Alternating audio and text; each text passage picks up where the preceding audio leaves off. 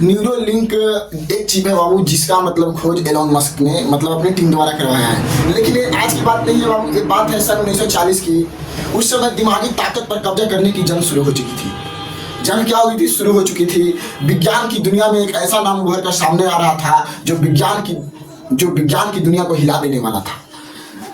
उस वैज्ञानिक का नाम था जोसेफ डेलगाडो। क्या नाम था? Joseph Delgado. यह एक ऐसे तकनीक का आविष्कार कर चुके थे जो मस्तिष्क और मशीन के रिश्ते को एक नई दिशा देने वाली थी। मस्तिष्क और मशीन के रिश्ते को क्या नई दिशा देने वाली थी। चलिए तो हम लोग देखते हैं कि क्या इन्होंने के बारे एक नवीनतम इमेजिंग तकनीक का इस्तेमाल कर रहे हैं, यह समझने के लिए कि हमारा मस्तिष्क कैसे काम करता है और कैसे हम मस्तिष्क और मशीन के बीच एक सुपर कूल कनेक्शन बना सकते हैं। लेकिन बात करें अगर इतिहास की, तो 1940 की शुरुआती दिनों में स्पेन के मनोवैज्ञानिक जोसेफ डेलगाडो ने मस्तिष्क का प्रत्यारोपण पर काम शुरू कर दिया था।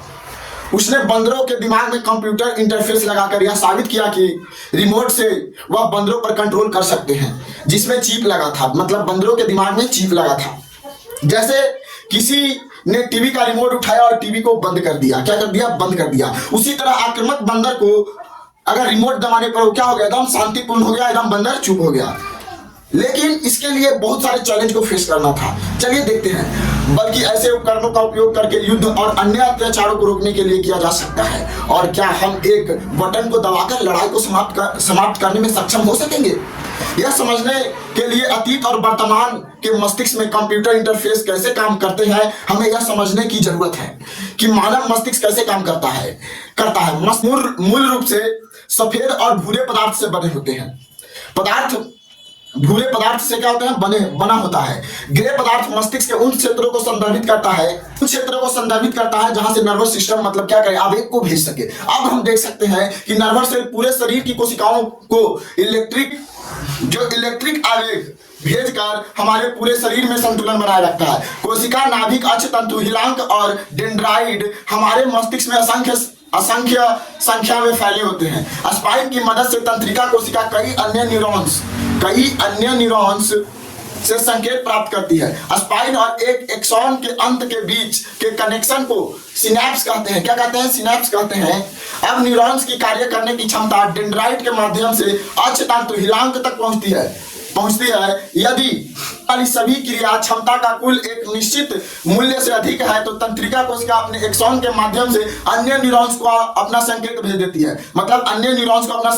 देती है। यह प्रक्रिया न केवल हमारे मस्तिष्क में बल्कि हमारे पूरे शरीर में प्रति सेकंड अनगिनत बार होते रहती है। मस्तिष्क में कई क्षेत्र शरीर के स्वैच्छिक गति के लिए जिम्मेदार होते हैं। सबसे महत्वपूर्ण क्षेत्र में से एक इस क्षेत्र में मोटर कॉर्टेक्स रहता है, जो कुछ तंत्रिका कोशिकाएं अलग अलग शरीर के अंगों की गति के लिए जिम्मेदार होती है। इसी कारण से एक मस्तिष्क कंप्यूटर इम्प्लांट को केवल प्रारंभिक आंदोलनों को करने में सक्षम होने के लिए उचित स्थिति में रखा जाना चाहिए। फिर एक बाहरी उपकरण को इम्प्लांट से जोड़ा जा सकता है। इससे धाराओं को उत्पन्न करने की अनुमति मिलती है। क्या मिलती है? धाराओं को उत्पन्न करने की अनुमति मिलती है, जो फिर मस्तिष्क से संबंधित क्षेत्रों को उत्तेजित करती है। इससे अंततः शरीर के हिस्से की गति होती है। मस्तिष्क की गतिविधि को उत्तेजित करने के बजाय कई कंपनियां जैसे इसे मापने पर ध्यान केंद्रित कर एक सारणी का उपयोग कर रही है, जिससे इलेक्ट्रोड के साथ सुइयों को अलग अलग संख्या होती है। प्रत्येक व्यक्ति इलेक्ट्रोड के एक पतले तार द्वारा एक कनेक्टिंग टुकड़ा आमतौर पर शिकंजा का उपयोग करके खोपड़ी में कसकर पेच दिया जाता है। क्या किया जाता है? पेच दिया। इसमें ऊपरी क्षेत्र में संपर्क होते हैं ताकि एक हेड स्टेज इलेक्ट्रोड द्वारा दर्ज वोल्टेज को संसाधित कर सके। इसके अतिरिक्त तारों और इलेक्ट्रोड जैसे संदर्भ इलेक्ट्रोड को सादगी के लिए छोड़ दिया जाता है। सुइयों को सेरेब्रल कॉर्टेक्स में डाला जाता है, जो कि मस्तिष्क के तंत्रिका ऊतक की बाहरी परत है। क्या है? मस्तिष्क के तंत्रिका ऊतक की बाहरी परत है। तंत्रिका कोशिकाओं में से जो विद्युत आवेग के माध्यम से संवाद करते हैं, उसे इलेक्ट्रोड आमतौर पर कई न्यूरॉन्स के क्षेत्रों को कवर करता है। इलेक्ट्रोड द्वारा दर्ज वोल्टेज को यहाँ देखा जा सकता है। न्यूरॉन्स की इस तरह से एक रोबोट की तरह ही व्यक्ति के विचारों का उपयोग करके नियंत्रित किया जा सकता है।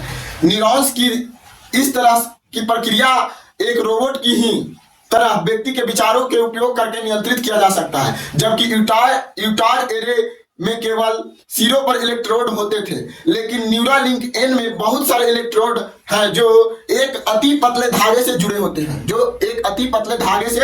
होते हैं, मनुष्य के बालों से भी पतला होता है, आवास जैसे जैव संगत सामग्री से बना होता है। इसे नीचे एक बैटरी होती है जिसे रात में वायरलेस तरीके से चार्ज किया जा सकता है। कंप्यूटिंग इकाई इलेक्ट्रोड से प्राप्त सूचनाओं को संसाधित करती है और इसे वायरलेस तरीके से एक स्मार्टफोन या अन्य उपकरणों में भेजती है।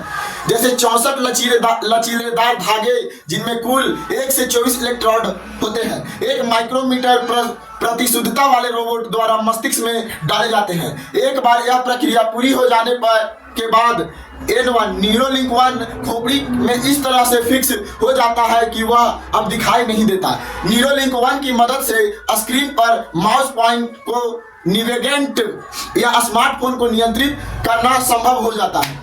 नियंत्रित करना संभव हो जाता है। भविष्य में इस चिप के माध्यम से मस्तिष्क संबंधित क्षेत्रों में कृत्रिम अंग लगाने से लोगों में अविश्वसनीय क्षमता और ताकत बढ़ जाएगी।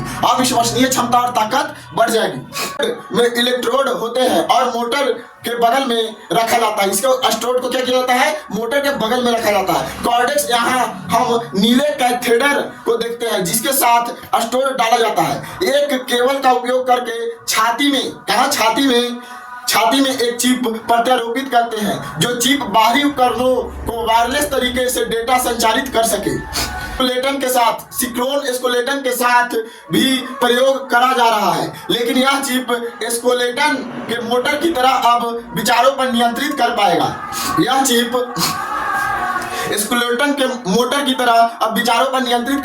और भविष्य में लकवाग्रस्त व्यक्तियों अपने पैरों पर चलने में सक्षम हो सकेंगे। फिर हमारे मानव जाति तेज और ऊंचे और मजबूत होंगे और उनमें जुनून की क्षमता अत्यधिक होगी।